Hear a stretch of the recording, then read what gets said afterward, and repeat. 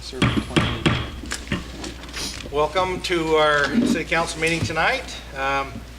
This is our City Council meeting for April 15th, 2014, and we are at Catholic Community Services for this meeting. Let the roll call reflect that all council members are present, with the exception of Councilmember White, who has asked to be excused. We'd also like to recognize Commissioner Gibson, Weber County Commissioner, in the audience. Thank you for being here. We'll turn the time to Vice Chair Gochner for the Pledge of Allegiance. Please rise and join me. The little flag, if you can see it. I pledge allegiance to the flag of the United States of America and to the republic for which it stands, one nation, under God, indivisible, with liberty and justice for all. Thank you. We'd now like to observe a moment of silence.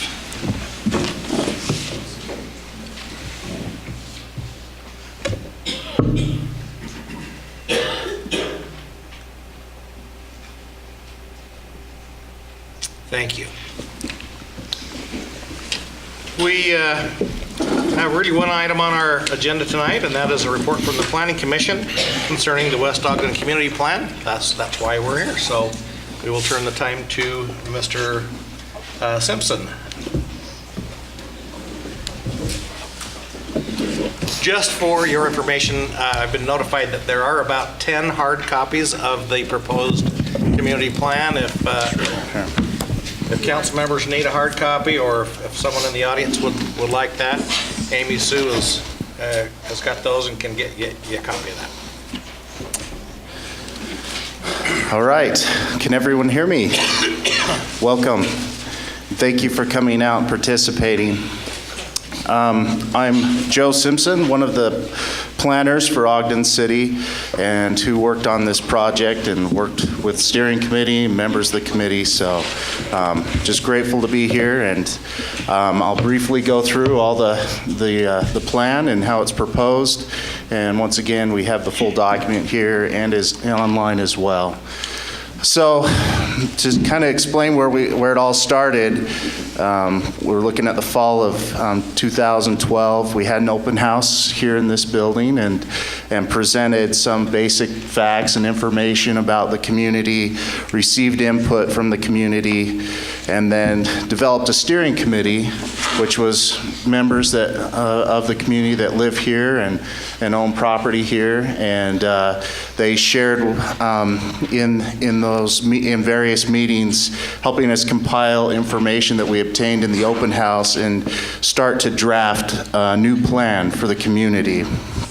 And then from that time, working with the Planning Commission and had a few public meetings there, and then we've moved on with the City Council and had some work sessions, and we're now having a public meeting here, ready to finalize this plan. So what is a community plan? What we're looking at is really specific. Every community is different and has different needs, struggles, or positive, good traits, and strengths. So we look at those and tailor vision statements and goals specific to certain areas. One of those that we looked at with this community is the boundary expansion, where we look at Fort Buenaventura and the Stockyard area, which is felt from the development of this new plan to be part of West Ogden, and therefore expanding the boundaries. So the planning process, basically have the first open house. We present some background information, usually census data, land use, and then from that point, we obtain community comment. And that was done through several meetings, as shown previously. And then from those meetings and the input that's obtained, we try to display that in written text, maps, photos, any way we can to have that plan reflect the vision of the community. And so this slide here shows some of the changes that have occurred. The original plan for this community was adopted in 1984, so it's been a long time since it's had any real attention through the planning process and through developing a community plan. But some of the things that have occurred since that time have been some of the street improvements along 24th Street. We also had the closure of the landfill and the development of 4 new parks in addition to the West Ogden Park. And then also there was quite a bit more manufacturing zoning at that time, and there's been some down zoning to open space and single family uses. So here's just kind of give you a picture of the demographics.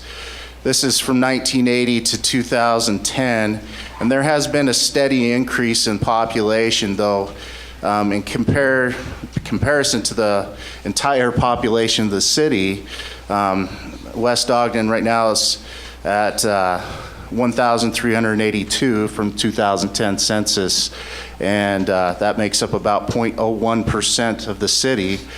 But, you know, if you look in the crowd today, there's a lot of representation and a lot of community involvement for that, and so you're to be commended for that.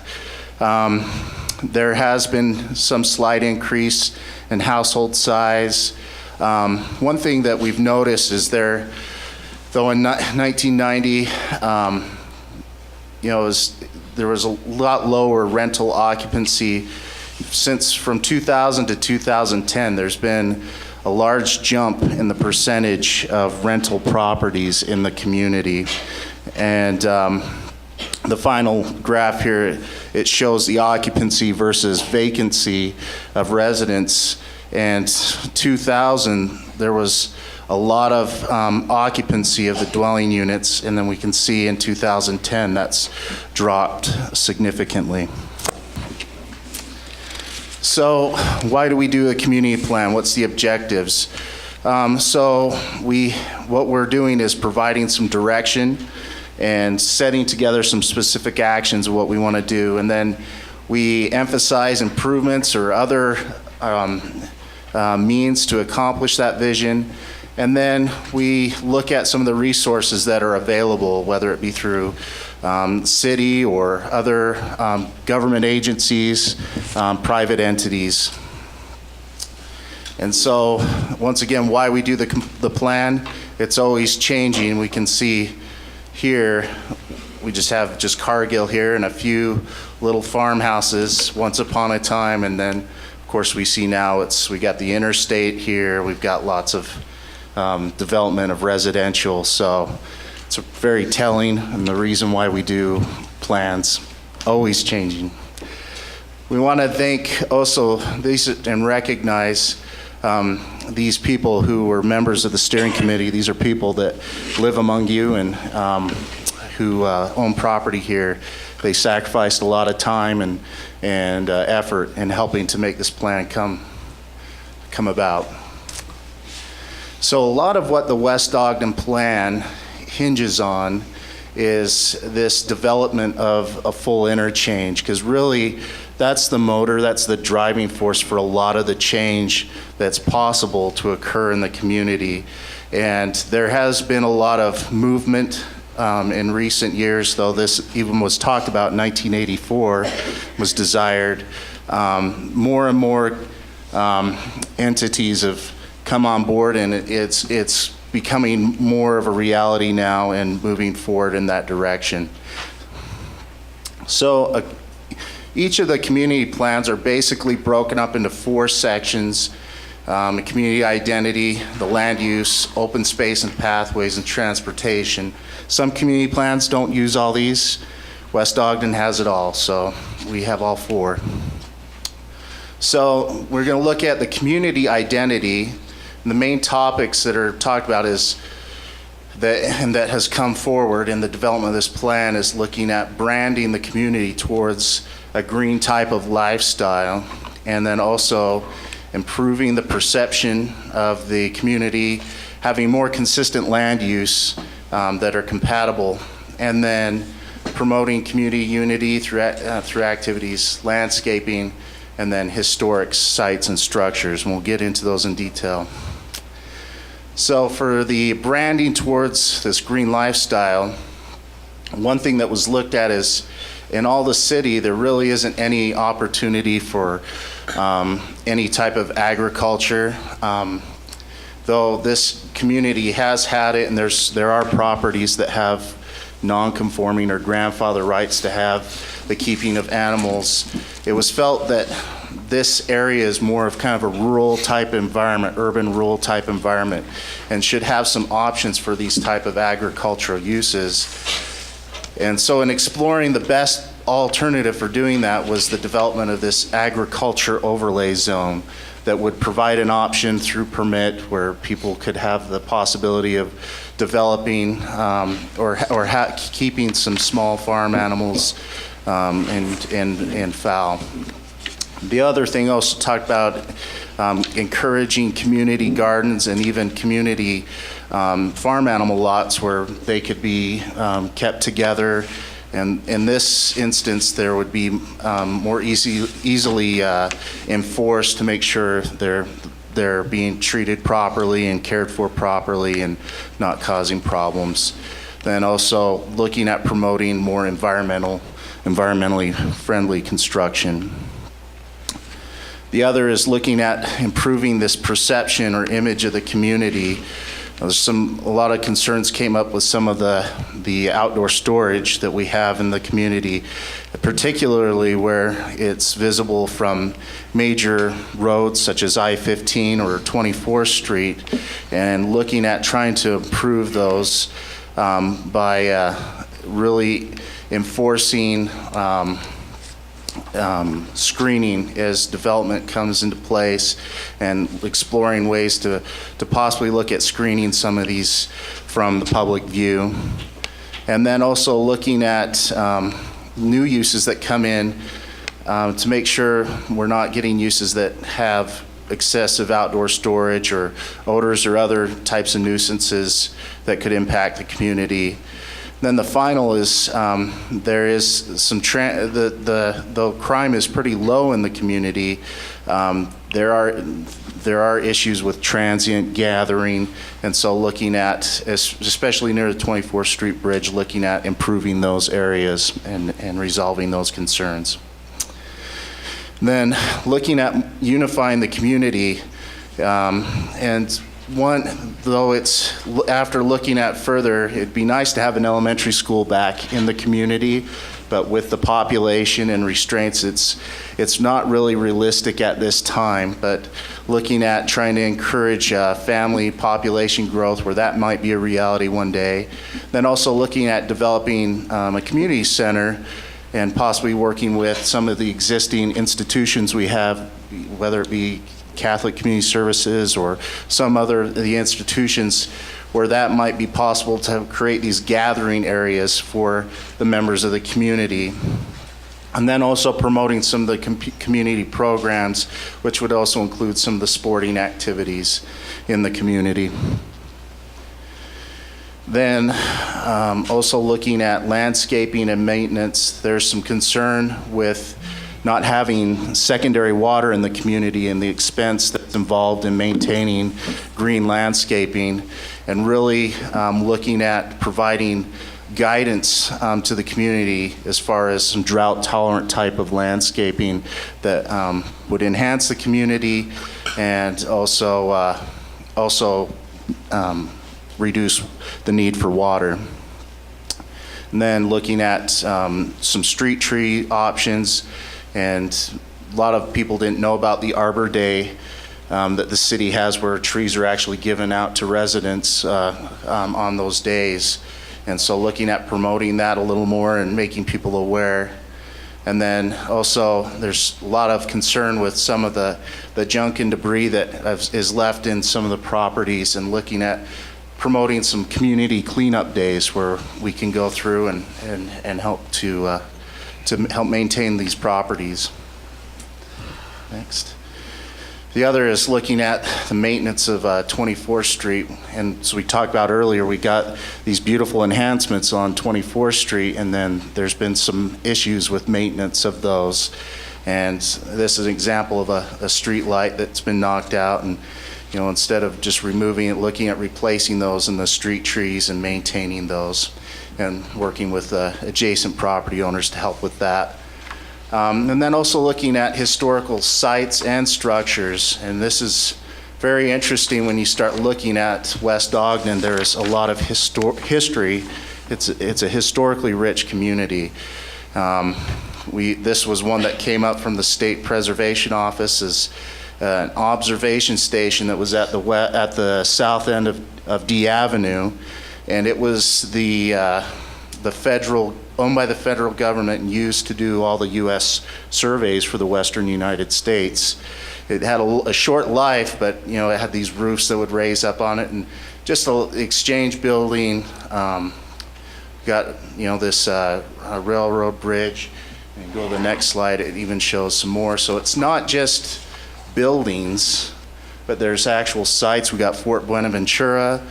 Got this old air raid siren in the park, West Ogden Park, the water tower, lots of possible historic resources. So, and very few.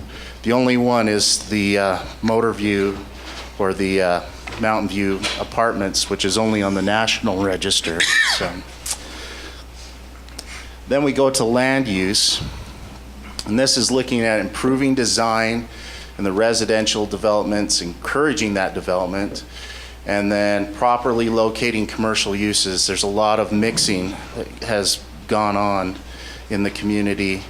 And then also looking at reducing a lot of the industrial manufacturing that we have in the community and expanding and protecting the open spaces. And this kind of goes along with that green lifestyle and enhancing the community. And this kind of gives a picture, as we call these bubble maps, and they're not hard lines of where uses should be, but kind of shows how all those would relate. We'll get in specifics, but really talking about commercial along the interstate, strengthening this single-family residential core, and having some mixed-use, multifamily options, and some industrial, lighter industrial in the northern area. So getting in with the residential development, if we do get this full interchange on 24th Street, 24th Street is going to become very busy. And there's even talk of possibly widening it. Those details are far down the road as far as considering it, but the idea that there could be some mixed use options in the community along 24th Street and looking at doing some of the things that the city's already been doing. This is one that's done that shows kind of a mixed use and live work type situation, and encouraging that, and just having better design overall and maintenance, and promoting home ownership, which is a big concern in the community. Oh, sir. Thanks. The other is, so we talked about some of the commercial. This is a residential area here.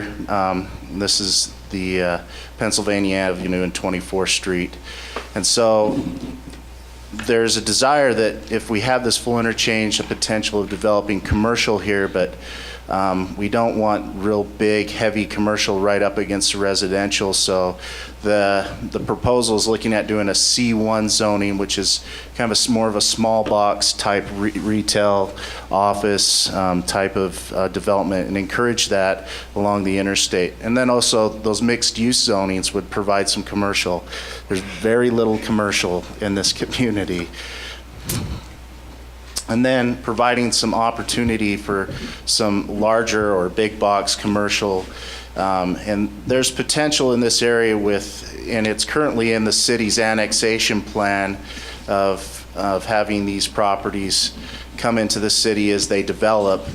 But is having that as they do, looking at identifying those with a possibility to have larger commercial that's further away from residential development, but also providing those services that's desired in the community. And then looking at this reduction of manufacturing zoning, currently this area here is zoned M1, and then we have M2 up here.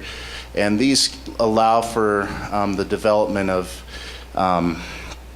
really intensive manufacturing uses like junk and salvage yards, things of that nature. And the community felt like we need to have some of that reduced. And the city is kind of working on right now having an industrial park develop in this area. And an M1 would coincide with that just fine, but also reduce that intensity that is a concern of members of the community. The other thing is we've discovered that there's a lot of existing open spaces that are zoned manufacturing, like Fort Buenaventura and a lot of the trails and the river areas. And so we are proposing that those get zoned O1 or open space zoning to protect and preserve those and really identify and reflect the land use that's there. In talking with West Haven City, there was discussion of possibly being able to do a trail connection that along this Hooper Canal, and it goes over under the interstate currently, and that's in trail development, that's a real difficult thing, is getting across that freeway. And so in talking with them, looking at creating this regional trail, and we would have some O1 zoning if this property annexes in, that we could have to provide access through their network. So then we look at open space and pathways, and there's so many parks and trails in this community. It's really a gem of our city. So we're looking at improving park maintenance. We have a lot of restrooms, but no one can get inside them. And so that has been a big concern. And expanding and enhancing trails in the community and trailheads. Once again, this kind of goes along with that green lifestyle and having and promoting that for this community. And then development and preservation of open spaces. So, as I indicated, there are many parks and trails. We've got Fort Buenaventura, we got the Miles Goodyear Complex, Dog Park, West Ogden Park, Kayak Park. You have a Centennial Trail network coming through here. There's a lot of outdoor opportunity for this community. And 35% of the community currently is either park space or open space. Much of that is the capped landfill site. So we're looking at improving Dog Park. It's a great dog park. It's got lots of nice features, but we've had issues with puncture weeds in the park, and so we're looking at ways to make sure we keep that clean, because no one's going to want to use a dog park with puncture weeds. And so looking at improving its maintenance. Then also some creative ideas with some of the restroom access. This is a common thing. And the reason they're locked is because there's a lot of vandalism or criminal activity that occurs. And so the question was asked, well, if they're never open, what's the point of even having them? And we would like to have them, but looking at some creative ways to have them accessible to the public. And some of the things that were discussed was maybe pay restrooms or registered card access or just having some cameras. And then any new restrooms that develop, they have several designs now that deter some of that activity, and looking at exploring some of those options if it's a resource we're looking at maintaining in the community. Then looking at developing some trail sections here, and there is a lot of opportunity. One is looking at the regional trail connections. And this is tying into other communities and cities throughout the state. One is talked about previously, connecting over here and joining over with West Haven for their connection. The other is, right now there's a rail trail that ends in Roy City, and it provides access through much of the Wasatch Front. And we're about 2 miles away from connecting to that. And so looking at promoting a trail access where we can have that our system tie in with a great regional system in the state. And so there's some options there. Also looking at the old landfill site. A lot of people have asked about this. Can we build on it? What can we do with it? There's a lot of restrictions with it because of the cap, and so right at this time, really, we couldn't do any development, no motorized vehicles on it, and no landscaping that would require heavy irrigation. So those eliminate a lot of possibilities, but there's some great opportunity here to have it develop as a nature park, urban nature park, and looking at renaming it. It's always called the old landfill site, but one suggestion is looking at calling it observation or observatory park or river park. Observatory for the old observation station that the government had out there for years. And then looking at some recreational opportunities. There's a piece here, the county, I think in the closure plan, we were looking at possibly trying to get access and do some RV kind of park here, but they can't get the access through the railroad. And so one solution came up that came about was looking at doing some footbridges from the trail over to that piece and doing a picnic area here. And this would help. This tends to be a place where there's a lot of garbage dumping, transient camps, and having people there discourages a lot of that, and just using that piece as part of the park system here. Some of those recreational activities are talked about, and looking at continuing forward with the closure plan that the city's worked with the county on, and having things such as archery, frisbee golf, horseback riding. There's gun range that has been talked about quite a bit.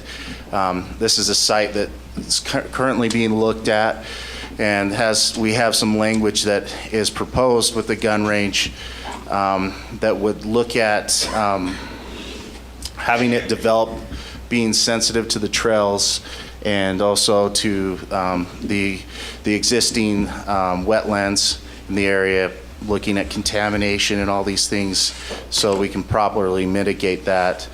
And one bit of language that's in there is looking at developing a gun range ordinance. Currently, the city does not have one, but looking at having that so we make sure we're protecting some of those features we have around the community.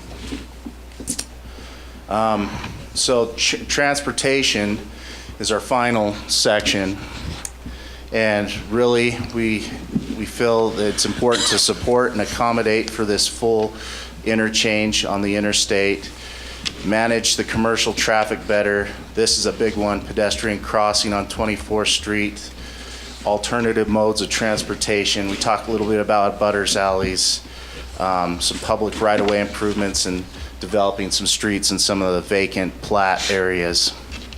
So there was a lot of discussion about, if we get commercial developing along the interstate, how are we going to manage that traffic? And we could see this really becoming a major, or the gateway really, into the city from the interstate, where we have an industrial park here that generates a lot of truck traffic that currently has to go out to 1900 West to get any freeway access. This interchange is going to change a lot of that. Also, a lot of people come to the downtown through 24th Street, and this would provide access not only from the south but also the north as well. And if we have this commercial develop along the interstate, how do you provide access to it? Where if you see a lot of examples of cities along the Wasatch Front, they'll typically, when those commercial uses develop, the state roads, which this is, ends up developing a concrete median down the road, and there's restricted left turns. You end up driving down the road and have to turn all the way back around. How do we deal with that? And this was one option that came up. It's a very large, it's not a roundabout, but they call it a circulating intersection, and basically keeps traffic moving but provides these chutes off of it where traffic could provide access there safely. And then it provides this island here where we could actually accommodate some gateway features into the city, and if this does become the gateway into the city. So one concern we're having at this time, and this was in the 80s as well when the plan was originally looked at, is a lot of the truck traffic that's generated from the industrial uses. We have a large mill that's been here forever, and we have industrial in this area, and they generally will end up having to drive through a residential neighborhood to access 24th Street, and this has caused some problems. So if, once again, we have this development of the interchange and are able to develop commercial here, looking at providing a frontage road here through the commercial that would also provide access from the mill to 24th Street. Also looking at having a traffic light here at B Avenue that could provide some access for the use of Exchange Road. And then instead of generating all that traffic onto 24th Street, looking at improving some of the access on Exchange Road right here by the transfer station. It's kind of a funky intersection you deal with here, but looking at having better access, whether widening Exchange Road and improving it, so if we develop this as an industrial park, those trucks can also utilize 21st Street and not just be pushed out on 24th. In the plan, there's a picture I took of two young men trying to cross 24th Street on their bikes, and cars are swerving, and it was a gripping thing to watch. And this came up in every meeting we had, is looking at having some good pedestrian crossing on this street. A lot of people use the bus stops on the road, and they have to cross the street to get to their other stop, and they're ended up taking their life in their hands. So looking at, if we do this light here at B Avenue, we could have this crossing here. Currently one exists here at this interchange, but in developing that still with the interchange. And then also looking at exploring some possibilities of having some safer pedestrian access. One was talked about doing some improved crossing in the middle here near West Ogden Park. And then also at the trailhead here, we can use the Centennial Trail to cross under 24th Street. But really looking at, these are just some suggestions, but really looking at some creative ways to provide some crossing there. The other is looking at providing alternative modes of transportation. It is definitely a car-oriented neighborhood, and not a lot of good bike access. Though you have the trail system to get to the downtown, that 24th Street bridge is pretty scary. And there has been a lot of concerns with this, and stories of police escorting people in their wheelchairs down the ramp because there's no space and no access to cross that rail yard. And so really tying this, because this community has really been cut off from the rest of the city with railroad tracks. You got an interstate here, railroad tracks on all sides, and a big rail yard here, and really trying to provide some connection to these features. So looking at some good bike lanes, and as we look at this rail yard bridge, which may be a possibility of being redone with this new interchange and part of that development, planning ahead and thinking ahead of making some good pedestrian access for that. This is a real basic one. Usually we have problems with these abutters alleys through other areas in this community. They're privately owned alleys behind residential properties or properties in general, that every property that touches it has an equal right to access. And a lot of times they end up becoming unused, unmaintained, and they end up becoming dumping grounds and places where we've had a lot of criminal activity, and they've been a problem. We typically encourage vacation. When we talked about it in the community, a lot of people really didn't find that it was a problem in the community, and a lot of people use these alleys for access to the rear of their property. So the only thing that came up is just a lot of people hadn't heard that, and just promoting that a little bit, letting know people that let people know that there's some options there. And then also looking at cleaning up some of the plats over the landfill, which we won't have any development there. This was talked about in the other plan, but looking at promoting that. Then also looking at some of the right-of-way improvements. A lot of people use the bus stops, but there's not a lot of good amenities around those stops. So looking at providing some shelters and some waste baskets and things of that nature, benching for seating. The other thing was looking at the lighting. We typically look at trying to have street lighting mid-block and at intersections, and the community doesn't really meet all that. So looking at promoting some of the street lighting in the community. And then also looking at repairs to some of the roads. This is damage caused by large trucks trying to use narrow residential streets, and this is a real problem in the community. So looking at coming up with some solutions for that, and repairing that and accommodating for that. And then just this final slide, there is some areas in the residential area, and this here is zoned R15. Looking at developing some of the streets. Nowadays, when a developer comes in and does a subdivision, we require they put in streets and utilities. That wasn't always the case, and this is a remnant of one of these old platted parcels of land that don't have the streets developed, and there's a strong desire to increase the residential population in the community. So looking at finding ways we can provide those utilities and encourage residential development in this area of the community. And that's all I have. Thank you.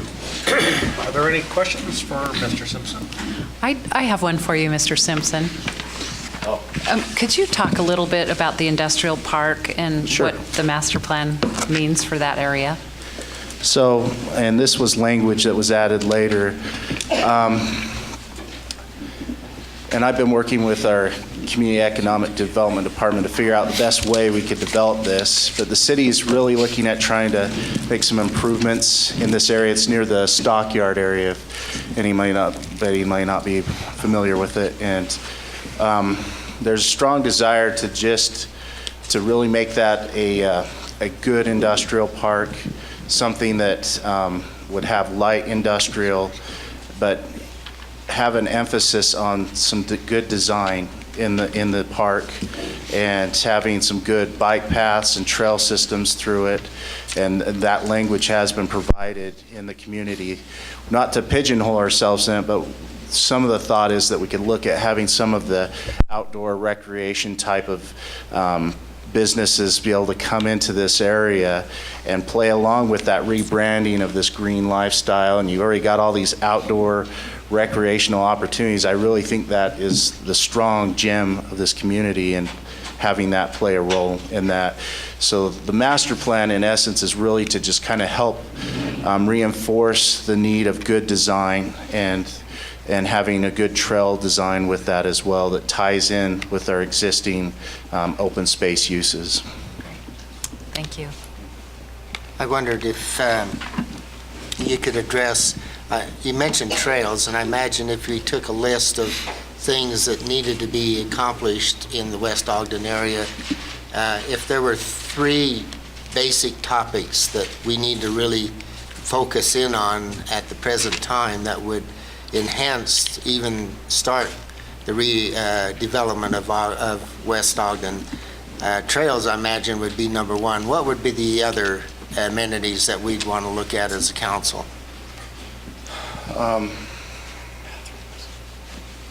That's a really good question. I think the big things, and a lot of this is hinging, we talk about, is promoting the full interchange on the freeway. That's going to trigger a lot of change in economic development for this community.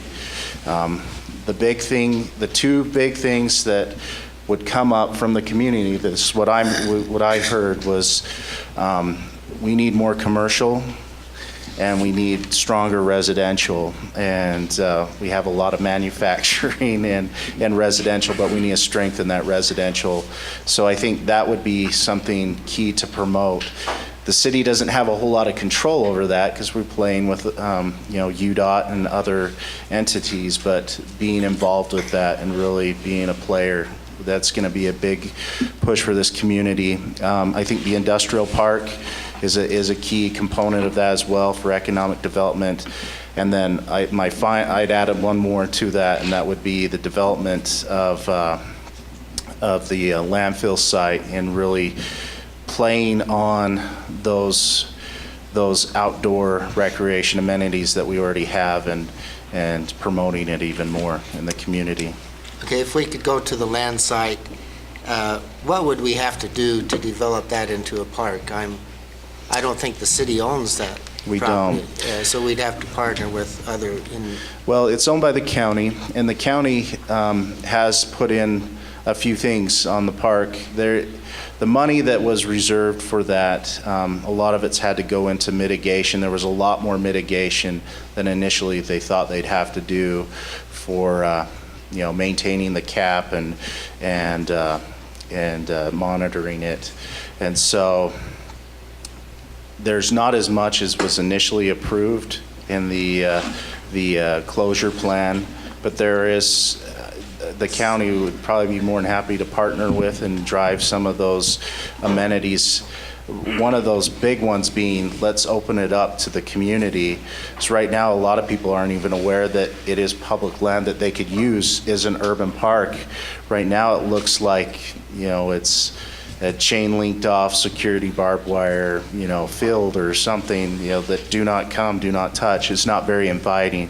And that would be probably the first step, is looking at making that accessible. We understand there's limitations with the cap, but looking at providing access for those things that can be done on the park, like hiking and biking. And if that's a matter of just putting in a nice little gate or opening that's restricts motorized vehicles and it's just a pedestrian access and bike access only, that would play a big role in opening it up and tying the community in with the trail system, because currently right now it's kind of way off on the east end of the community. You have to go down into Fort Buenaventura to get on to the trail system, and there is not any of that access that's available right now to the residential neighborhood. thank you. Yes. Excuse me, we're going to have some time for public comment and questions when the presentation is finished. It's coming up shortly, if you could So just keep- kind of hold on. Hang on to your questions. Remember it. Don't forget it. And Joe, I was going to say, when Councilmember Stevens asked his questions, from what I'm hearing from citizens, things that I really think they want to focus on, we talked about increasing residential, but along with that, then we have to increase the safety. If we're going to increase the parks, we need to make the parks more usable. You mentioned in your slides the use of restrooms. We have to make the restrooms so they can be used. Yep. They shouldn't have locks on them. If we have to redesign them, then we need to look at that. And if we can look at ramp and other things to help with these parks, that's what we want to do.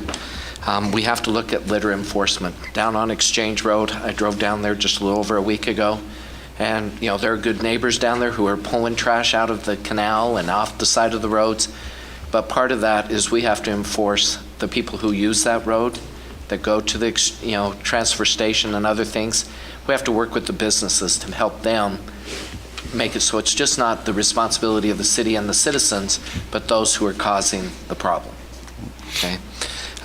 We have to look at, as we talked about transportation, I think we have to look at speed and the use of the roads.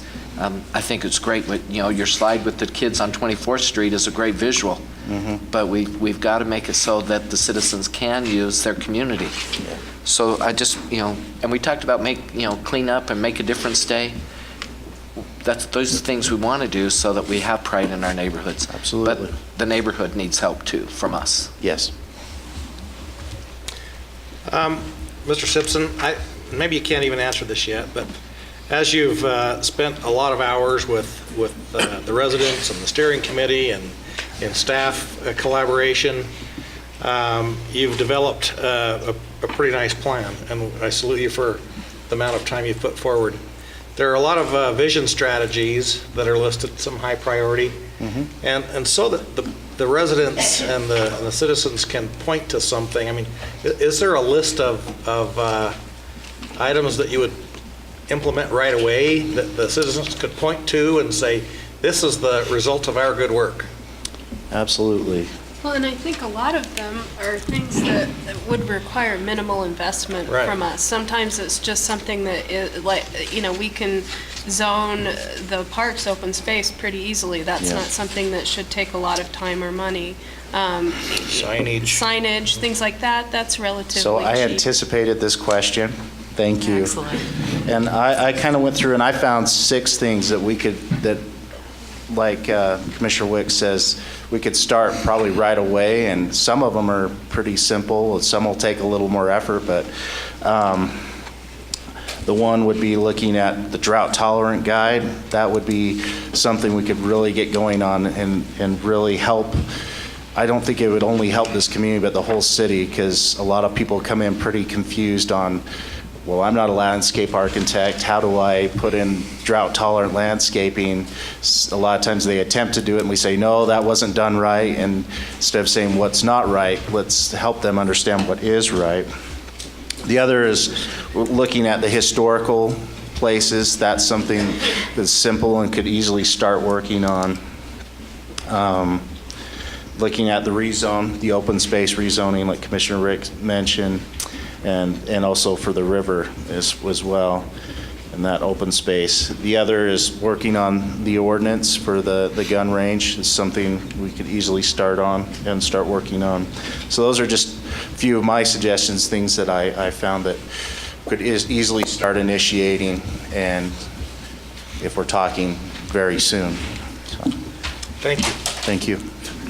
And Joe, thank you for bringing up the drought-tolerant guide, and I know Councilmember Wicks is, very passionate about this, but I think it'd be great if we can get more information out to the citizens, like you said about Arbor Day, the trees that are available, but also the resources that are available to teach them how to landscape in areas where we don't have secondary water, where we can say, we can make your neighborhoods beautiful with these type of things. Well, and this is something that the water department was supposed to have like a year ago.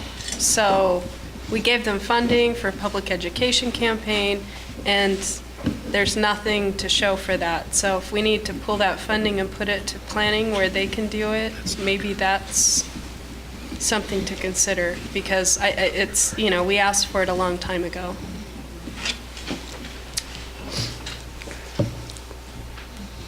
Any more questions for Mr. Simpson? Okay. This is, we appreciate the presentation that's been put forward. Now is the time for comments from the public. We would like any relevant comments that you have coming forward, and give us your name and address for the microphone, and limit your comments to 3 minutes. And Vice Chair Guckner will have the timer up here, so you can see where you're at in the time. So if you could come up and address us from the mic up here. Great.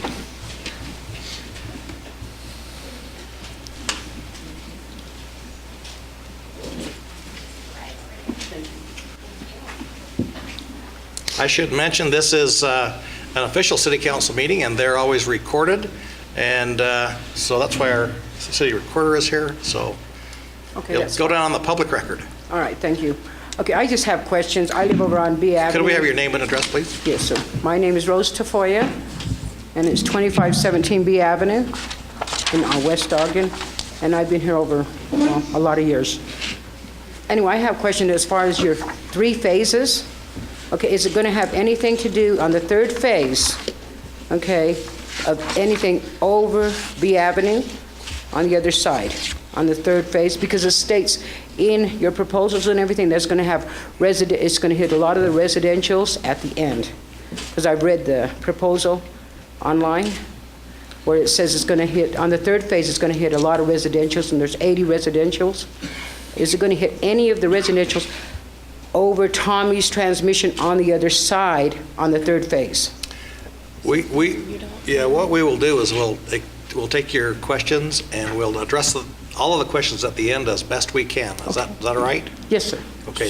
So Rose, before you leave, just so I can clarify, are you talking just east of B Avenue, so between B and A Avenue? Well, from A to probably F. Okay. All of that area, from A Avenue all the way to, well, here, right here. Is it going to have anything to do with that? Okay. And then also is, another question is, are you going to put handicap ramps on all of the streets? Because we need handicap ramps, possibly, okay? And if possible, if you're going to be building later on, like any kind of like stores or anything over here, is it possible to even have a small laundromat out here for some of the residents out here? These are some of the concerns, because a lot of times the store closes really early. It's been, we need a decent store here. We need a decent laundromat, something decent here, so all of us can at least go to. Okay, great. Okay. Perfect, thank you. All right? Thank you. Thank you for your comment. You're welcome. Anyone else?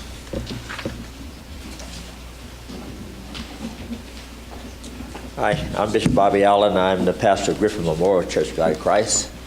And my address is 882 West, 3875, Riverdale, Utah. Not a citizen of Ogden, but church is in Ogden, 2424 E Avenue. So that's my concern. The gun range, I understand that's going to be an open range proposal? Open shooting range? That's a question I need answered. Okay, we will get Okay. that for you. Okay, and also, I'm looking at, listening to Ms. Simpson's proposal on the drought tolerance. What about the lawns, et cetera, that's already in place and your Brown law that you're enforcing? So that has come into a great play with us, especially at Griffin. We went from a $200 water bill to $500 water bill. Yes, to try to keep it green, to keep it being cited for the green Brown law. So we have more than double of a water bill trying to keep the yard green. And yes, and so maintenance of 24th Street and the street lights, I called the city and reported 3 lights out. Also, the city referred me to UDOT, says UDOT's job to maintain them. And I called UDOT, and UDOT haven't did anything. So we need some street lights down on 24th on E Avenue and D Avenue, et cetera. That's out. We need those replaced. And this has been more than 2 months ago. Thank you. Thank you. Anyone else?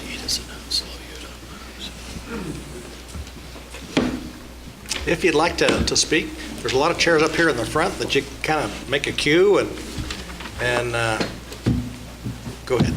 Thank you. I'm Marcy Valdez, and I'm the Director for Catholic Community Services here at 2504 F Avenue. And I just kind of wanted to echo the pastor's comments. Like many of our residents, we also struggle with our water bill. Sometimes our water bills have been as high as $1,400 per month because of the size of land that we have here. We have been working with Ogden City Water and exploring some drought-tolerant options, but it's feeling a little out of reach for us.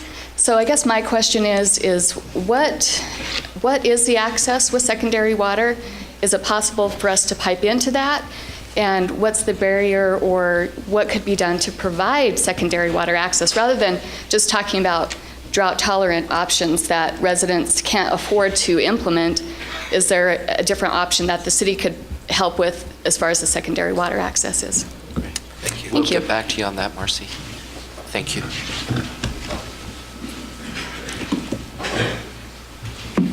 My name is Victor, address 26835. I like what maybe somebody told. I did not hear anything. He spoke so loudly that I could not hear to him at all. And when you speak, the same. Maybe it is. So please. Okay, I have 3 questions. Is there an extra copy? I live on 26th Street and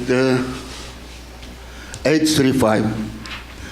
No light on top, very narrow street, no sidewalks, very dangerous after daytime. It's very simple to put light on. Second, water.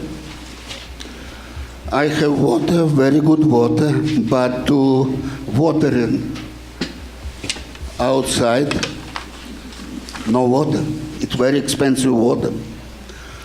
I pay very high bills, and somebody told me that it is possible to deliver special cheap water for watering outside. Is it possible? We'll get an answer for you. No, my question, is it possible to give water? That we don't know, but we'll give the staff a minute. Victor, we're going to get an answer Yeah, for we're you gonna get an after we're answer for done. you. We're going to answer all these questions. And we'll, Okay. Noise. Big factory, not far. And daytime it's okay, but in the evening and all night, they turn on their heating system, and it is not good to stay outside. Very, very noisy. Please, it's very simple to ask them to build the wall and we'll be fine. City will spend nothing. They must do it.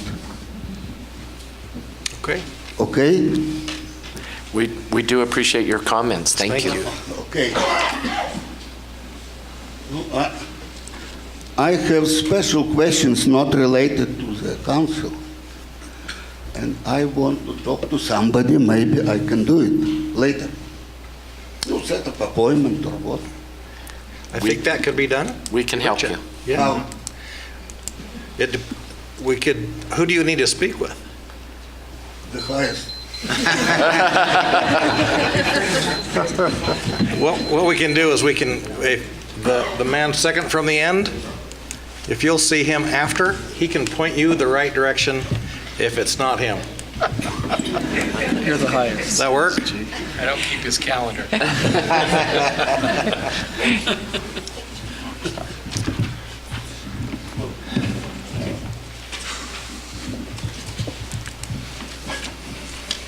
Hello, my name is Ladine Lanier. My husband, Ezra Lanier.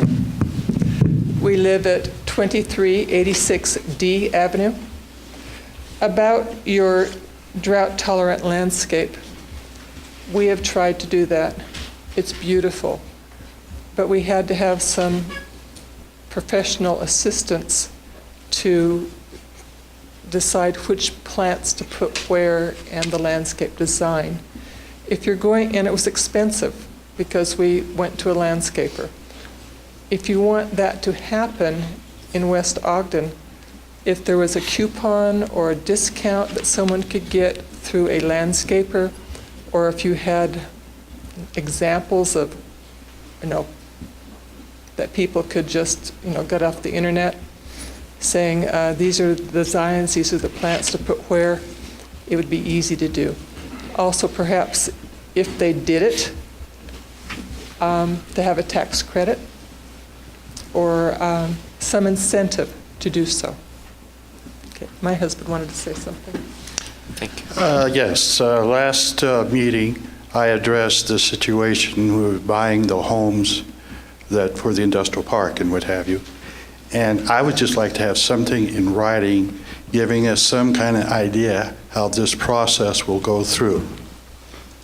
You know, I've been told that they're uncategorically that it will not be eminent domain type process going, but it's nice to have something in writing, so I'll feel more secure, because I feel really insecure about this part of it. We live on a corner right Yeah. next to. Our house, you know what it is. It's the one's the big garden on 24th Street. That's our house. Okay, and then the whole area, our whole property outside is all drip system. And we did it just because we didn't want to maintain a lot of grass and stuff. Thank We you. didn't want to have to water it, and we didn't want to have to mow it. We salute you for doing that. We wish more would do that. And it's less expensive. Thank you.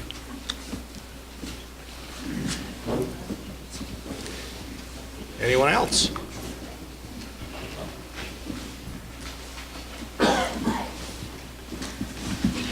My name is Kelly Farley, and I'm at 710 West Cahoon Street, just behind the fire station. I'm going to tack on to the landscaping as well, and the possibility of gardens. Now, I have a garden in my backyard that we have to water with culinary water in order to produce anything. And you know, as everybody has said, our water bills just keep going up and up and up every year. I do have a suggestion. If they want us to use the drought-friendly plants as far as landscaping, maybe they have. No, there's the Weber County. Well, where 4-H is and where you can go to at the fairgrounds. I can't remember the word. Thank you very much. I had brain flatulence, but what I was thinking is there any way we could get maybe something like that? People that volunteer to help some of us out here landscape or teach us. We could do our own if we were taught. Or somebody that could help with suggestions on what vegetables that we can grow out here that will not require a lot of water. I count on my garden every summer. You know, I'm a canner, I bottle, and I eat a lot of vegetables. So, you know, and the city does encourage community gardens. Well, some of us like to have our own garden as well. So maybe people that would be willing to come in and offer this. Yeah. Kelly, that's, you know, we can definitely work with USU Extension Center and probably get you some answers. That would be great. Thank you. Thank you. Hello. I actually think I might be at the wrong meeting, but my question was, my father-in-law lives at 2245 Madison Avenue in Ogden, and they had been told that they were interested in building like a soccer complex, and they were interested in buying their homes. So that was the reason I was coming to this meeting. So I'm thinking I might be at the wrong meeting. You are probably at the wrong meeting. Okay, all right. But just for the record, would you give us your name and address? Yes, it's Sonia Magana, and the address is 2245 Madison Avenue. All right, thank you. Okay, thank you.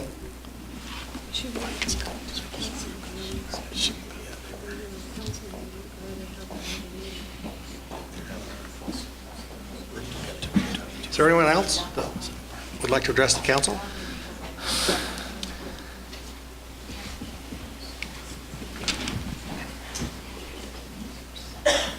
Hello, my name is Martin Garcia. I live at 807 West Capitol, and I don't know what the city could do, but every spring, even to get my mail, I'm walking on water. There's no drainage. In the winter, after it snows and then it melts, there's an ice rink there. So I'm either walking on water or falling on my butt, one of the two, you know, getting old.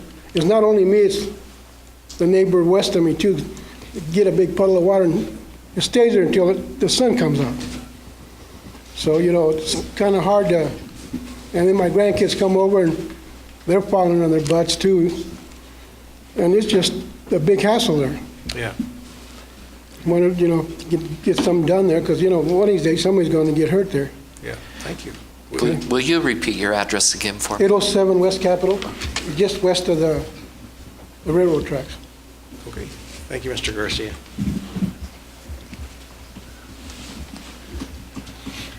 Hi, I'm Norma Linder. I live down on Lake Street. And when they built the landfill, I just live in, it's in back of my, a little ways from my property. When they built the landfill, they put a great big chain link fence from A Avenue all the way down to the end of B here. And then it goes down, and our water meter's over on the other side of the fence. And if we have trouble with our water, so they have to go to shut off at the meter, they have to jump the fence in order to go to it. I was wondering if they couldn't put a gate there so they could have access to go over. And Norma, will you tell us your address on Lake Street? It's 543 West Lake.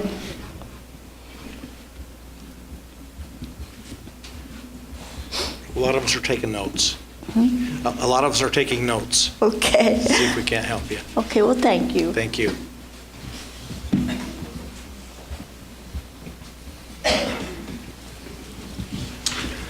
Hello, my name is Wallace Reynolds. I live at 5200 South, 300 East in Washington Terrace. Am I at the wrong meeting? Yes. I own a piece of property right over here on G and 25th Street.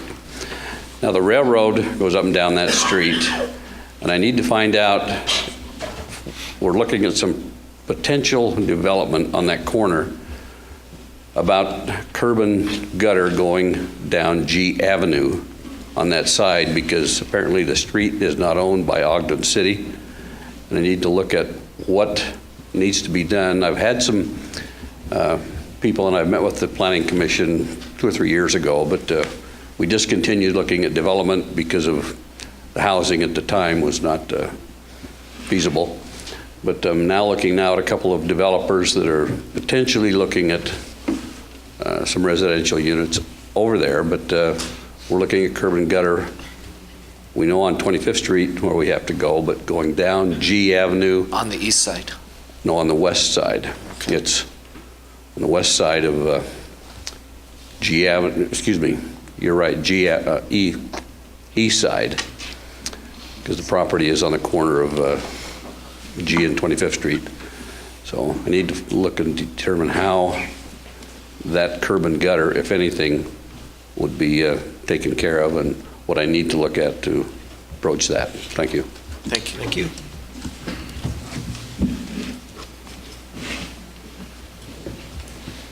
Hello, Scott Blanche, 2427 D Avenue.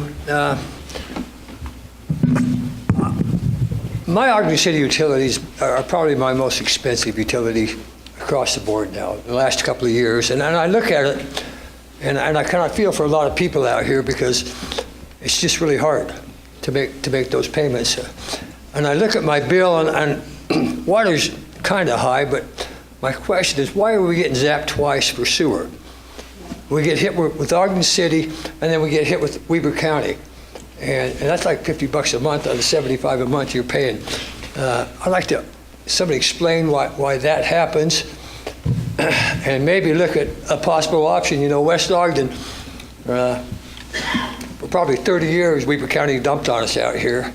And we went through a lot. We went through the infamous tire fire, if you remember, back in '84, and we put up with a lot. And maybe to help people out on their water bills, utilities, maybe look at something we could get a break from the county on the extra sewer. You know, so that's just a thought. Thank you. Thank you.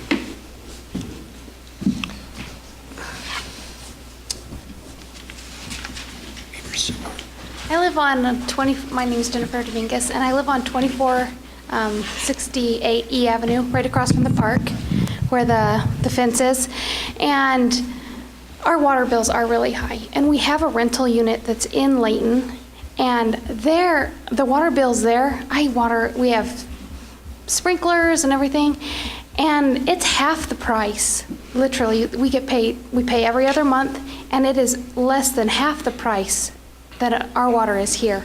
And we don't water near as much as what I water in Layton. Is there a difference in the amount that they pay for the water there? So that's kind of my question, is if there's any way that could be reduced around here. Thank you. Thank you. Anyone else?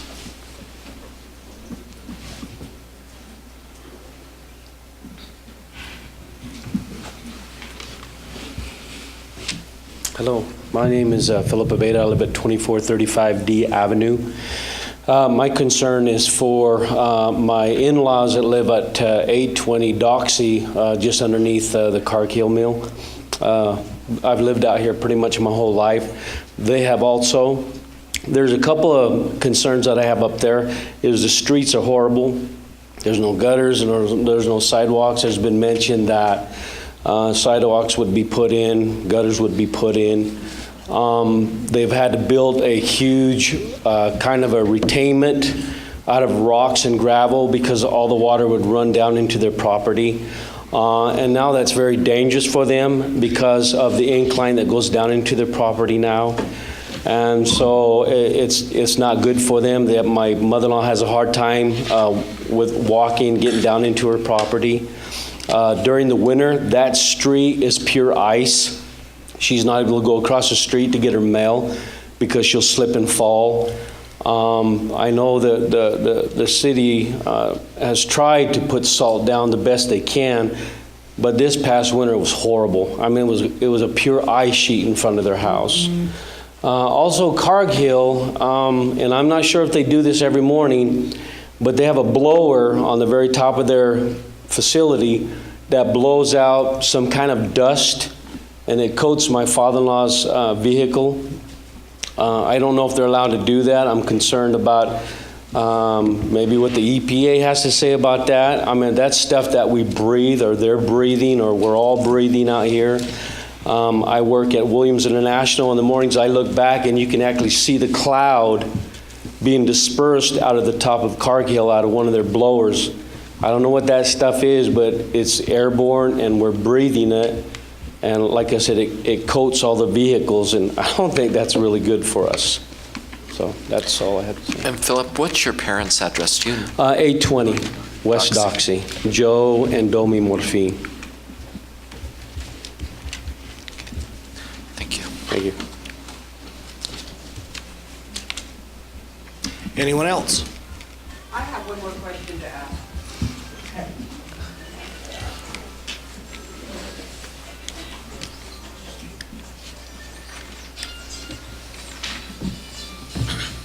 Okay, I was here earlier, and my name is Rose Tafoya. I'm really concerned. My house was up like 65,000, and then all of a sudden it went down to 30. Okay, I'm really concerned about my house values because I worked hard to try to improve it after my parents passed, and now it went from up there to all the way down there. And now you're renovating all of West Ogden. I mean, where's it leaving us? All of us homeowners that worked hard for our homes, and now they depreciated of all of our homes. And now, after all of this redevelopment, are our homes going to go back up, or are they going to stay back down to 30,000? Because where are we going to live for 30,000 in this day and age? There's nowhere I can go out and go buy me a house for 30,000. Nowhere. And I upgraded my mother's house where I live, into a nicer facility, and now it's worth a little bit of money. And then they just took it and put it all the way down. You know, I'm really concerned. Are we going to be, is our houses going to go back up after all this? Or is it just going to stay back down there or go lower and lower until we, all the work we do is not going to be worth anything? So are you talking the county appraiser's valuation or an actual appraisal? I don't know. Well, I guess it'd be under the county then. I'm assuming you're going off the number on your taxes? I'm sorry? I'm assuming you're referencing the number on the valuation. Yeah, the evaluation. Yeah. Yeah, but but wouldn't we take it up with you, or we take it up with Weaver County? County. You don't want them to value it more because you pay more in taxes. Yeah, but my house is 60,000, and because of all of this, it went down to 30,000. And when after you guys all, not you, but after they do all the remodeling, and my house going to stay at 30,000, or is it going back down to 15,000, or isn't it going to be worth anything? That's what I'm concerned about. And all of us are affected here. It's not an appraisal. I get I know, but do I need to talk to Weaver County about that, or what? I would leave it if I were. Because it's affecting all of us, though, and it's an Ogden City meeting. Well, Yeah, Rose, that to might be get a to your good- question, it is county. It is County county. does do the evaluation, but All right, I'll go to a county meeting then. Thank you. thanks, Rose. Broke now? Thanks, Rose. Anyone else?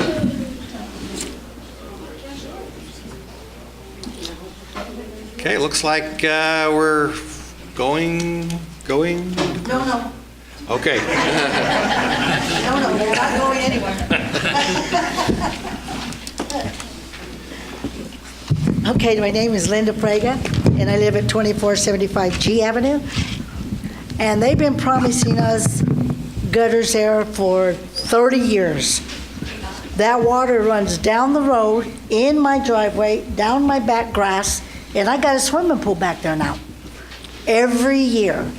Can they at least put us a little gutter? I mean, how hard is it to put 2 inches down the road so the water will run down the road instead of everybody's driveways?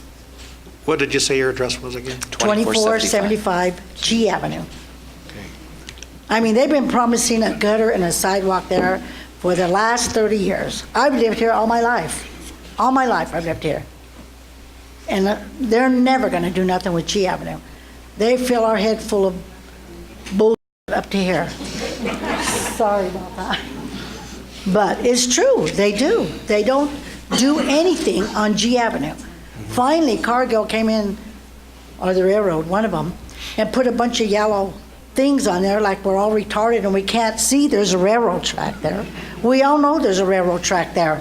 Anybody that cannot see that doesn't need to be driving in the first place. I mean, my goodness. But that's all I have to say. Thanks, Linda. Thanks, Linda. Oh, you guys were all just fighting to be last. Mine's a real quick one here. She referred to this tax assessment thing from the county. And our house, we bought it $100,000. We got a tax assessment for $60,000. And we went down to the offices, city offices, and we were told, well, if you want to have higher, then we'll give you a higher deal and you'll pay more taxes. All I want to know is, how important is the county assessment? Does it have anything to do when it comes to the actual buying of the house? I can tell you what the way I feel about this is just my personal view. Mm-hmm. I like that number to be as low as I can get it. Yeah, well, I do too. Because that represents how much tax you have to pay. An independent appraiser is going to appraise your house for whatever it's really worth, and that's what lending institutions will go off. They don't go off of a county. But okay, also when these zones things come in, is that going to have anything to do with the assessing of the house? That might be a good question for somebody smarter than me. Okay, I don't know. We'll get back to you. Could you address that? Okay, thank you. We can. Ms. Ezra Lanier, 2386B. Okay, thank you.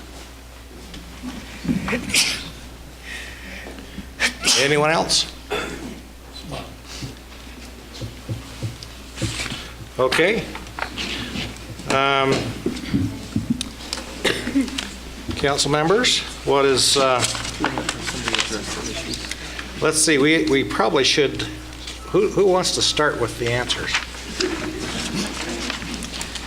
Are you going to continue the public hearings before we give the answers? Well, If there need clarification. Okay. Yeah. No, it's just public input. Yeah, that's just public input. Okay, no worries. We'll probably tag team with these two, and then the mayor and I will fill in. Okay, great. They know the answers. Okay. You better introduce yourself, unless you want me to introduce you. My name is Richard Heyer.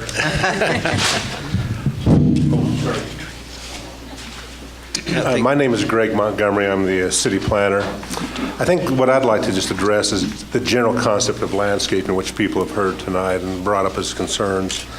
And I think there's, as is brought up, education is a very important key because a lot of times when you talk about water usage and the amount of water used, education goes along with that. One of the things that has been studied throughout Utah is the amount of overwatering that really takes place trying to get something green, and you actually turn it brown by overwatering.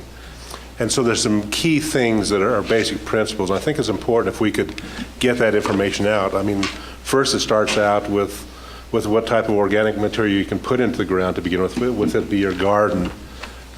with the sandy soil. I think the great example is years, decades, centuries ago, Golden Gate Park, if you're familiar with that, was a big sand hill. The first thing the maintenance guy over the Golden Gate Park did was bring in a bunch of horse manure. He spent 5 years just putting horse manure before he even started to plant the Golden Gate Park to change the consistency to become what it is. And there's certain steps that if we can help educate the public, I think that's important to help them in that, because by the same time you do that, then you decrease the water demand. For example, a garden. If you have that type of material going in, organic material with it, you may only need to water the garden once a week for most crops. And so you don't have to do it every second or third day. And that education, I think, is important to help get to you. So I think those are things we've taken note of so we could help, work with the water department to come up with some things that maybe we could do a seminar or something here and just teach how to do some of these key things.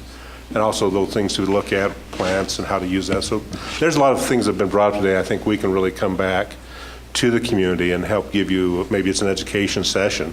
We just do some hands-on things to talk about that. So, the concern that's out there, I think, is very important of how do we use the resources that we have in an efficient, effective way and be smart about how we do that. So we don't need to, overwater or have excessive high bills when they're really not needed.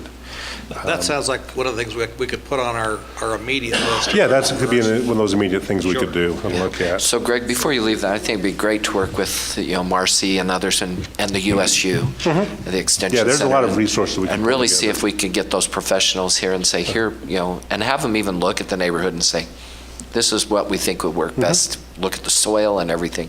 Yeah. But before you leave, just the drought tolerant, would you mind touching also on secondary water?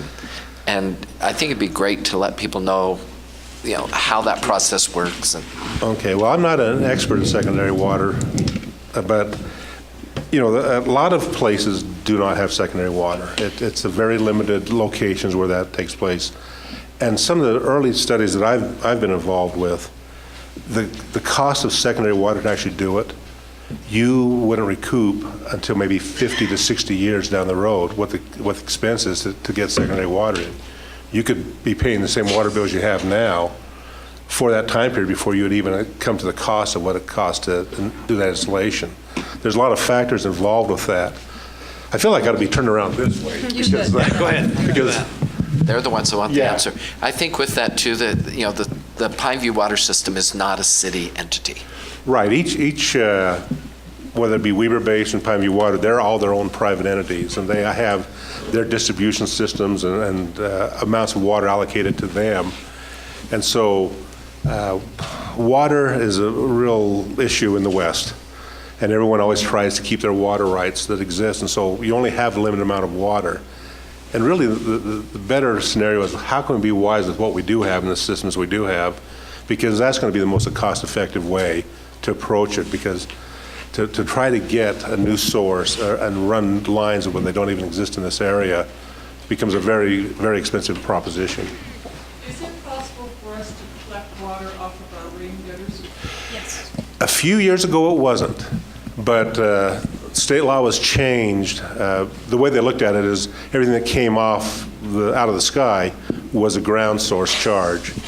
But I think it's now, if I want to, is it 5,000 gallons? I can't remember for sure what the number is. But you can get a permit now from the state to collect water. Yeah, they have to, again, because of the water right issues, they say you can collect this much rainwater and we feel it doesn't interfere with the aquifer. Does it cost to get a permit to collect by rainwater? I'm not sure what the fee is. I don't know. But I'm sure there's, but the concept you're talking about is really, really a good concept, because, the rain gutter, a cistern to collect, and then you can do your watering for your vegetable garden, in fact, those type of things. It is possible, though. The state has revised that can be done. Greg. It's what, 2,500 gallons? Okay. Greg, one of the concepts that the state has is that they own all the water, and that they give rights, shares of rights to different entities. So most of the time you have to purchase them. One of the problems that the secondary water companies are coming up against is that there is no more water shares. One of the issues that Utah is going to be facing in the next few years is with the population increasing the way it is, water is going to become a very scarce commodity. And I think they're being very careful right now with those water shares. One thing I think will help those of you who do not have secondary water, probably before the year's over, we will introduce an equal pay feature with water, similar to what some of the other utility companies have. So even though it doesn't lessen the pain in the summer with what you're doing, it will allow you to equalize it. So it'll make the payment a little more, it's kind of like my Questar payment. It's big in the winter, so when they equalize it, it makes it easier for me to handle all year round. Yeah. That's a feature that we're working on right now. We should have in place, I think, before the end of the fall, and we should be able to introduce that as a new feature that we'll be offering, which I think will help a lot of you with some of your water pains. And I've never known the state to issue a free permit, so fair warning. But the other part of it is, again, some simple things you do, even fertilizing lawns and that, decrease the amount of water it needs. Just some general maintenance things. And those are things I think we can put it together at a program and work with the different entities and come back to you with some programs. I think there's some good thoughts that have come out today that, as I've made notes, we can put together and really help to give you a better understanding of things that can be done. There is not secondary water. In fact, Today, they were like, well, why don't you save your money and just tap into that well out there, whatever the meter thing is. So I get mixed messages from different people that live for secondary water. Yeah. Well, and I can just add maybe something. We discussed having our city staff look at areas where it would maybe be possible to connect into the secondary water sources for our citizens.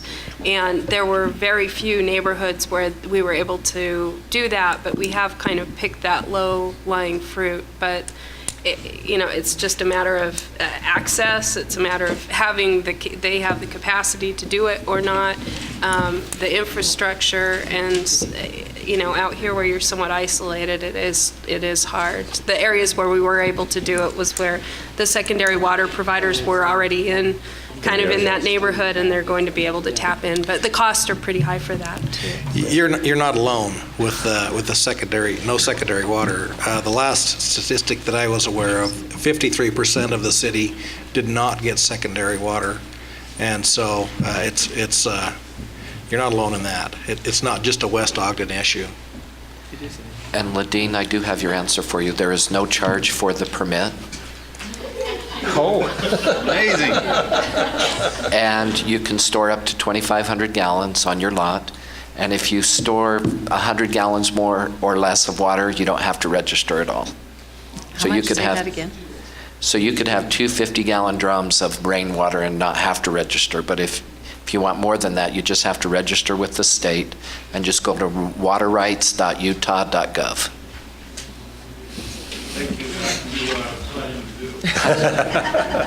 So I just want to kind of do a broad brush approach on the different landscaping questions, and I think there's things that we can work at and come back. Just show that to Kate. And so just give you some thoughts on that. Joe, do you want to take some other items then? Sure. While you're coming up, do you want us to answer the Weber Sewer question on the water bill? Weber Sewer is a separate entity than the county. It's actually a conglomerate of about every city, I think, in the county, and they've gone together. And what we did is, because the bill kept going up, EPA came out with all these new standards. Basically, when water goes through the treatment plant, it's cleaner than the water we get out of our tap. And that's an EPA standard that we had no control over. We had to build a brand new facility. They passed that cost on to all the cities. And we decided on the bill to separate the bills so that when the price kept going up, that you would understand that it was beyond our control. It was Weber Sewer's fee. So that there's a fee for us, the processing fee internally, and then there's a fee for when it goes to Weber Sewer, and we divide that up amongst all our users. So that's why you have two of those on your bill. It's not duplicate, it's actually two different services that are being used. And it isn't the county, that it is actually a sewer district that we're part of that assesses us that fee every year. No. I'm not a tax expert, but I would say no. Right. Greg is much taller than me. So the First Lady kind of started talking about some of these phases of development and residential development. So as indicated in the plan, a lot of this is hinging off of this full interchange and kind of self-driven and just having the land use accommodate that. The plan doesn't necessarily say, oh, we say this is houses, so that's where we're building houses. The plan itself is meant to be very general. It's just a guide, I guess you could say, for development. And so the maps you've seen in the presentation doesn't mean these things are set in stone and this is exactly what's going to happen. It's just a guide for what the community and the input we had in doing the analysis of how things could develop into the future. There was a lot of talking about landscaping and secondary water. There was some questions about the street light system, and we kind of addressed that in the plan. That was a concern with not only maintenance of lights, but also not having enough lights, which, you know, at night, there's this feeling of security of having that lighting and reducing crime and transients and things of that nature. In regards to the G Avenue and improvements there, it is true that it is not a city right of way. It's actually, the city has an access agreement with the railroad, and because of that, Central Railroad, and we have limited ability in the decisions that are made on how to improve that road. I talked to the engineering department after these recent ones that were mentioned, and why did we do the things we did on this street? And engineering basically just said that's what the railroad would allow us to do. So it's not what the city would do, but because it's not owned by the city, we're very limited as far as what we could do. As far as looking at being able to get curb and gutter, that would be something that would have to be approved through the property owner itself and working with the railroad at that point. Joe, let me just say one thing. Sure.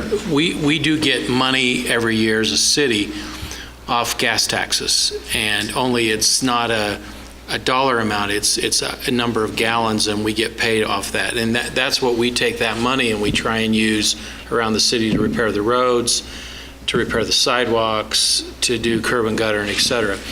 Since 2007, when gas prices went up, what happens when gas prices go up is people drive less. When they drive less, we get less money because we get money according to the number of gallons used, not the price. So when people drive less, we get less money. We actually are getting half the amount of money for roads, sidewalks, curb and gutter than we were in 2007. Well, we have the same amount of lane miles as we did. And so it's really hard for us to continue to stretch the money and actually do new things because we're getting half the money. We tried to go to the legislature several times in the last couple of years to get them to change, and they haven't raised the gas tax of what we get in 17 years. And that needs to change, either how they do the formula or they need to change something, because our roads are really starting to suffer.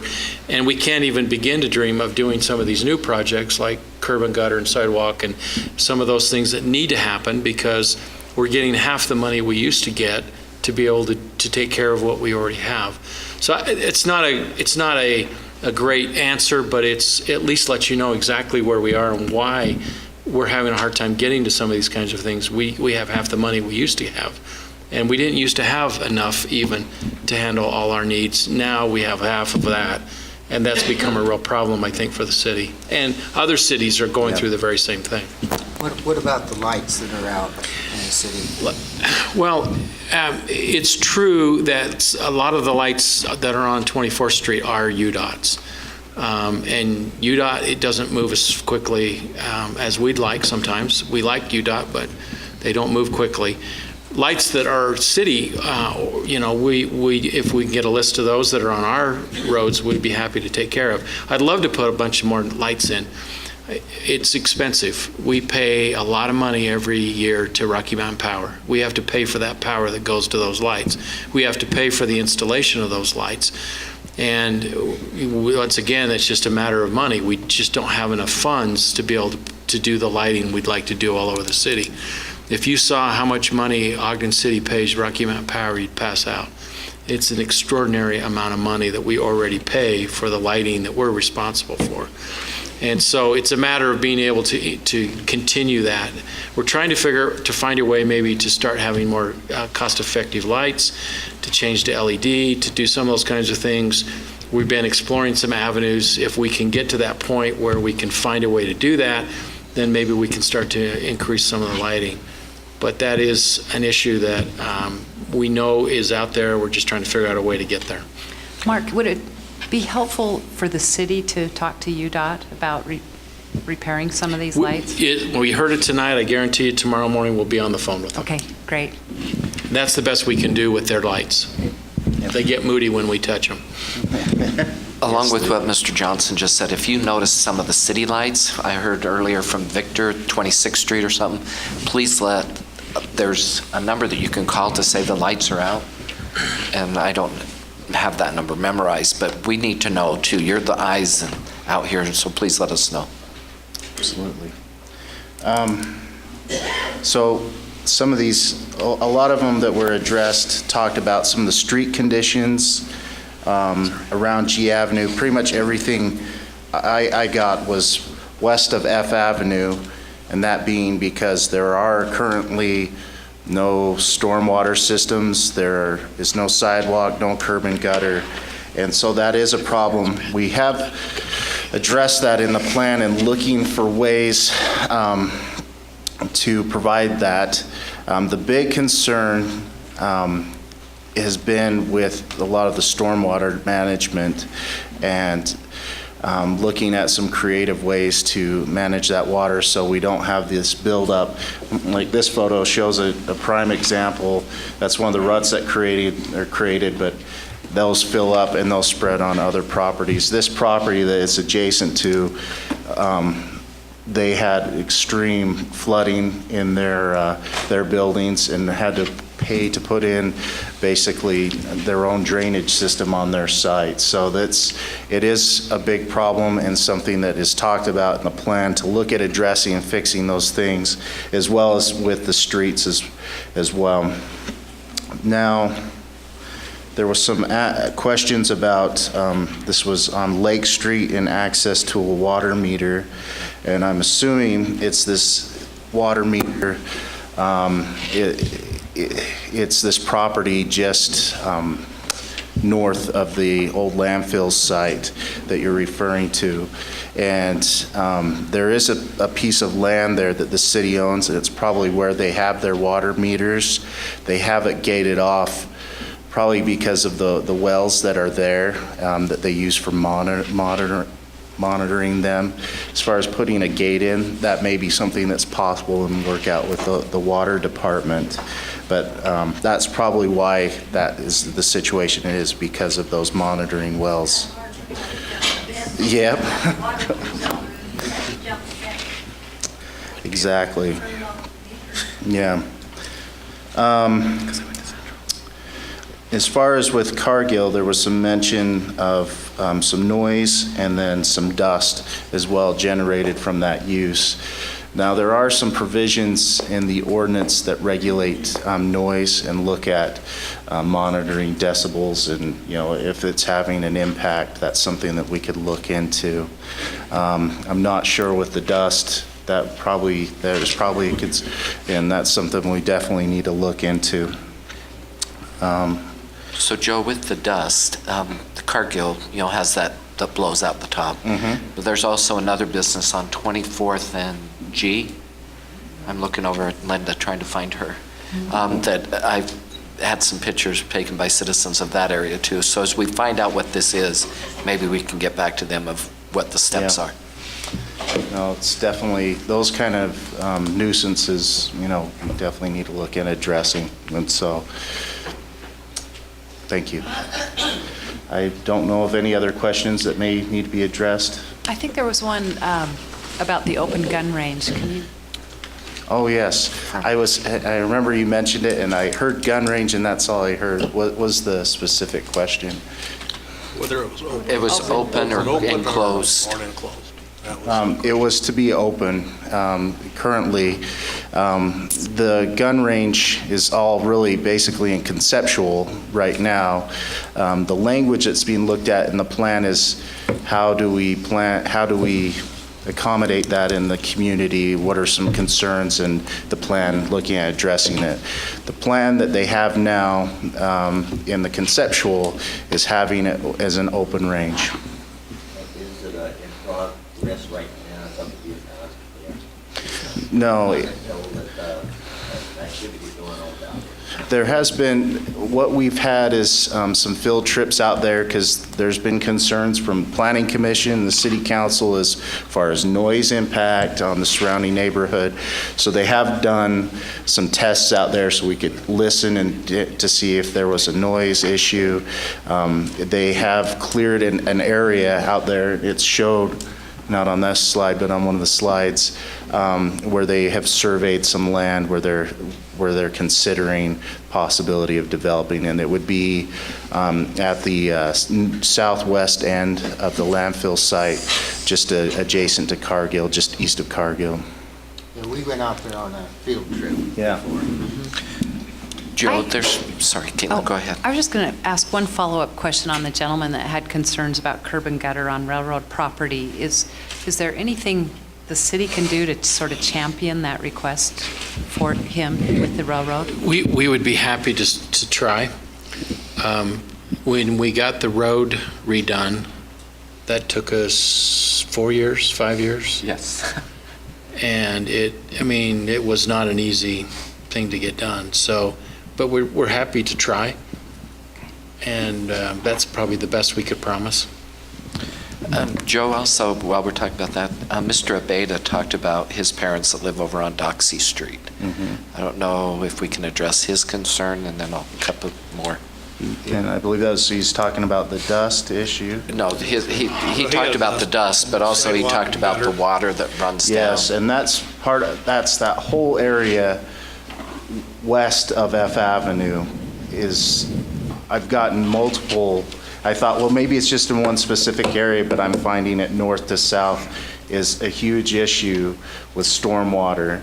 And some of the simpler solutions, and I don't see them here tonight, but some of our steering committee members, they kind of liked having the rural feel that it has there, walking on the road, not having the sidewalks and curb and gutter, and said, well, it'd probably even be cheaper if we looked at doing some kind of like bioswales and doing some kind of stormwater system along those lines. And there are cities that have done that. I think Huntsville's one that has done that kind of similarly. I think bioswales is a good solution, but also others have talked about just a little. Even Linda Frega mentioned this, just a little edge. Yeah.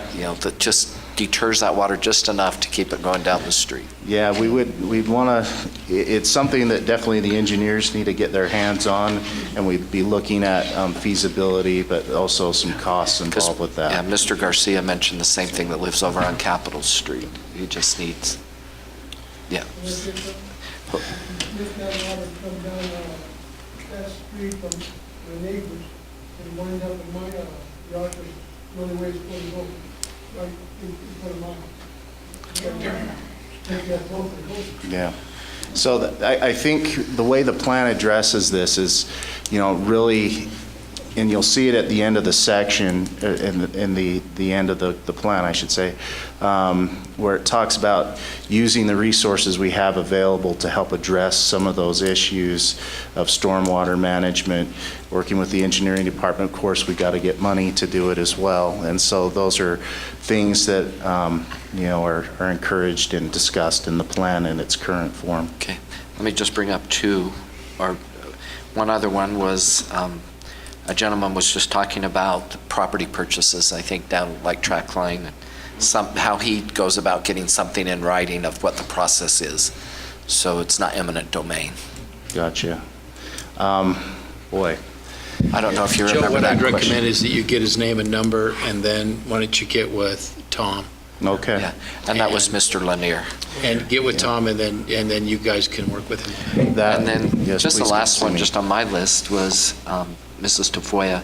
I thought she brought up just some good points of what some of the economic development needs to be out here for Yeah. the citizens. And she talked about the laundromat and a small grocery type store. Yeah. And we hear of those things in other pockets throughout the city too, just some of that local, walking within their community of a store and laundromat. And that definitely came up in the process. And I think what we were looking at is, the city isn't going to, the understanding I got is they thought, well, the city will come and build a store for us here or something, and it doesn't work quite like that. We have to have that generated, and it's all done through development. And so what we're looking at in the plan is how do we drive that economic, development. A lot of that is possible through, of course, the interchange where there is the commercial opportunities, but also looking at mixed-use options as well in the community where some of those smaller services could be provided on that level. Okay, thanks. You touched all of my notes. I think you cleaned my list. Great. Okay. Anything further from that end of the table? Sure, I have a few comments. I appreciate everybody getting involved. This is a 30-year-old plan, and so the whole part of this West Ogden plan is to encourage this kind of dialogue. A lot of people see things in rainstorms that we won't see when we're driving around and doing community inspections, and bringing everybody in, and you guys taking the time out of your evening to come and let us know what you see and what some of your concerns are really helps us with smart development. I think one of the things everybody's talked about is that this interchange, full interchange, will change the dynamic down here. And you've heard probably more in terms of unique potential projects in West Ogden than you've probably heard in a number of decades.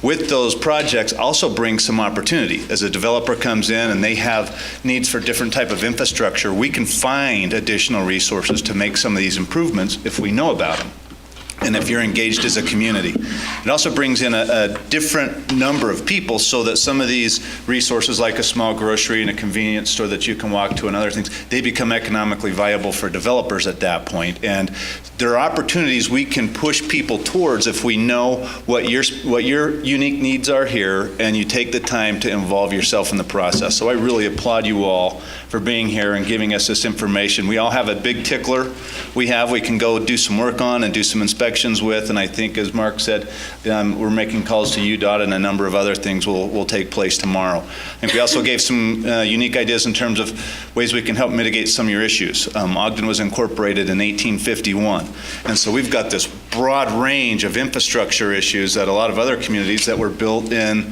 some of our western areas over bare dirt in the last 20 years, they just don't have.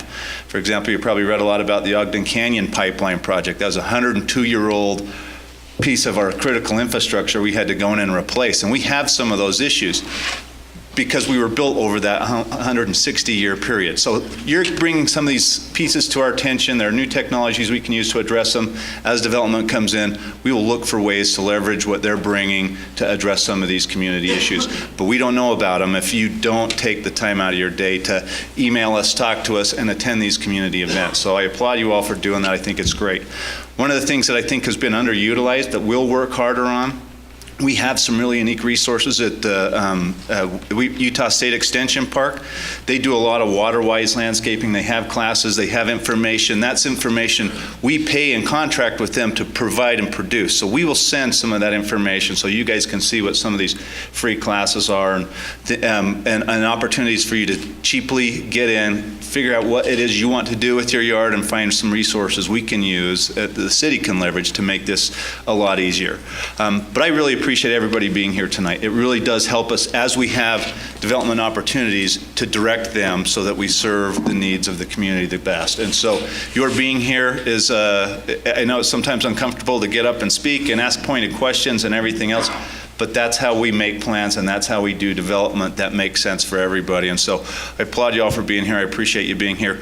2 quick updates I want to give for the council, and some of them are important to this group as well. A lot of you have heard we have a bicycle master plan that UDOT has been working on. We got a $100,000 master planning grant to look at active transportation and ways to tie people around, make it easier to bike or pedestrian or have ADA access through our streets. That group was selected this week. It's Fair and Piers, and I think they're going to do a great job looking through the project list for that. They've done projects in the Bay Area, Denver, Los Angeles, Reno, the UC Davis Bike and Transit Master Plan. So a lot of this master planning you talked about for walkable, safe environments for our community, we're working hard on that right now. And this week we were given one unique piece with that. Also the UTA Engineering and Environmental Study for the Intermodal Hub downtown to connect to Weber State and both McCady Hospital.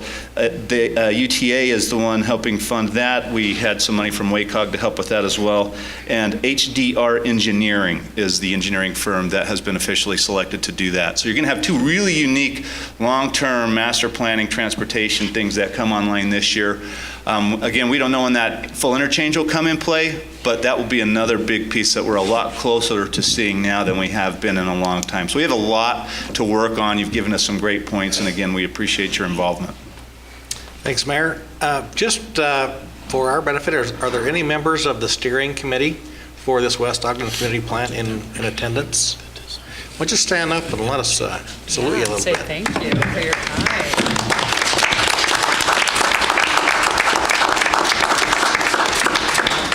We appreciate your efforts. This kind of thing cannot be done without good people that really know what's going on firsthand. Also, just for your information, by the front door, there is a list that you can put your email address on, and you can receive updates and things from the city about what's going on, especially concerning this plan. Council. I have a suggestion. I meet once a month with what we call the trolley district, and that is from 20th to 30th from Washington to Harrison, and it's a community committee. And they talk about how they're going to strengthen their neighborhood. And they've talked to UTA, and they've come in, and our UDOT and UTA has come in and made a presentation. So I would think that while you're here, you may want to develop a community plan by which you could address some of the things we've talked about here. You can only meet, if you met once a month, that would be a progression toward that end, where you could develop a commercial and residential strong neighborhoods, where you could develop a bike and a pedestrian and a walkable community, and where you could develop our community to be a destination for people to come. And if you develop that community plan, then you can achieve some of the things we've talked about here this evening. Now, they're working on a project that we're going to be involved in, Make a Difference Day on May the 8th. We could do the same thing out here. You could organize a group and go around your neighborhood and have a community party and develop projects by which you could achieve on Make a Difference Day. And on your gardening, I do raised gardening. It takes less watering, less bugs, and less weeds. And I've been very successful in the last 3 or 4 years to do that. I used to put them in rolls, but I can produce my 12 boxes of raised garden in just 2 hours, where before it took me 2 or 3 days to prepare the ground. And that's a very effective way of raising your garden if you wanted to do it out here. But the most important aspect is that your community organization needs to be involved. You can start there, and you can develop the Neighborhood Watch program, which will make our neighborhoods safer. What it is that you're taking back your neighborhood. The strength of the neighborhood is the people who live within the neighborhood. The strength of the United States is the citizens of the United States. And that would be my first objective, is to develop a community council here in this area. Thank you. Again, I just want to second the May 8th, but also let you know I've driven through the community quite a bit, and even a little over a week ago brought one of the city representatives, and we drove through just to make sure that the list of things that I think might be good for the community groups that want to help, that there's some of these things on the list for them to do. I'll tell, one of them is the dog park. And there is a large scout troop that has agreed to take that on as their personal project and to cut back some of the trees and get rid of some of the weeds. And we're really excited for that. That really is something that needs to be done. We're also working with our zoning and code enforcement, not zoning, but code enforcement, to work with businesses and stuff on improving the litter and stuff that gets on your streets. And I know that's not the citizens that are doing that, it's others who are coming down those roads. And so we're working with that too to fix that. We're very much aware of that. So if there are no further comments, I really appreciate what everybody's input, and I don't feel like anything the council said tonight or anything from the community really changes that plan. So with that, I would go ahead and make a motion that we adopt proposed ordinance 2014-16. I'll second it. Okay, we have a motion by Vice Chair Cochner, seconded by Councilmember Blair to adopt ordinance 2014-16. This is a roll call vote. Councilmember Blair? Aye. Councilmember Garner? Aye. Councilmember Stevens? Aye. Councilmember Wicks? Aye. Vice Chair Cochran? Aye. Chair Heyer? Aye. That passes unanimously. Just for your information, this document now that you've been working so hard on becomes part of the general plan of the city.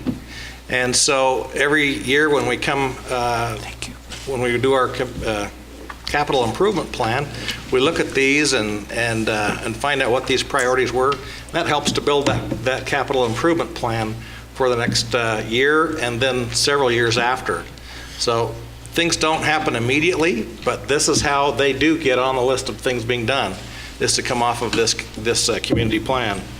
We appreciate all the time and effort that's gone forth to develop this. We now have on our agenda time for public comment, which we've heard plenty already. If you've got general public comment that you'd like to give, this is an opportunity to address the council regarding your concerns or ideas. So if you could come to the mic and give us your name and address again for the record. Okay, seeing none. Comments from the mayor?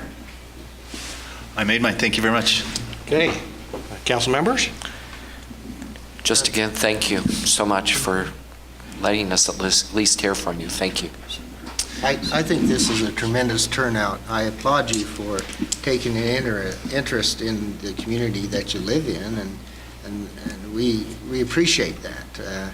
You're part of Ogden, and you're citizens of Ogden, and we want you to be as successful as other areas in the city.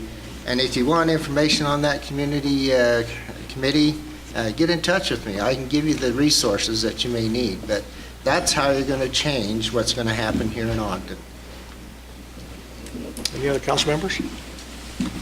If there's no further comments, I'll make a motion for adjournment. Second. Okay, we have a motion by Vice Chair Guckner, seconded by Councilmember Garner for adjournment. All in favor? Aye. Any opposed? Thank you again.